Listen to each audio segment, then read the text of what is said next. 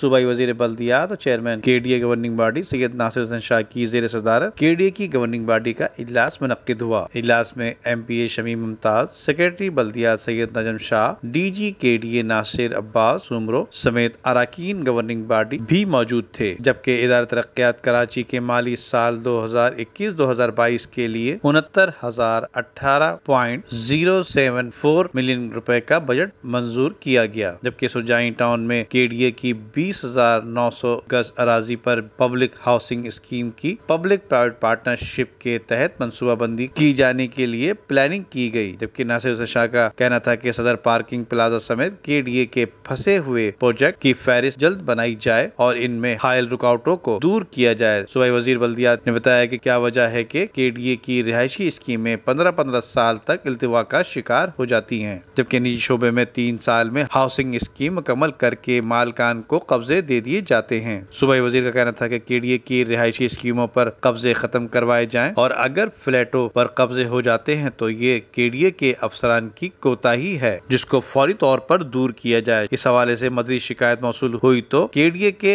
Amenity plots और parks पर शादी हाल बने हुए हैं, इनके खिलाफ सख्त कार्रवाई की जाए और कब्जे फौरी तौर पर खाली कराए जाएं। जबकि नासिर हुसैन शाह ने बताया कि शाहिद अफरीदी समेत बहुत से लोगों ने खेलों के मैदान एडॉप्ट करने की बात की है। इस सिलसिले में जामे प्रपोजल बनाए जाएं ताकि खेल के मैदानों को बेहतर किया जा सके। जबकि शहर के चौराहों को खूबसूरत ब्यूटिशियन के लिए भी प्रपोजल तैयार किए जाएं ताकि शहर की खूबसूरती को बेहतर बनाया जा सके। नदीम सिद्दीकी, मेट्रो 7 पाकिस्तान।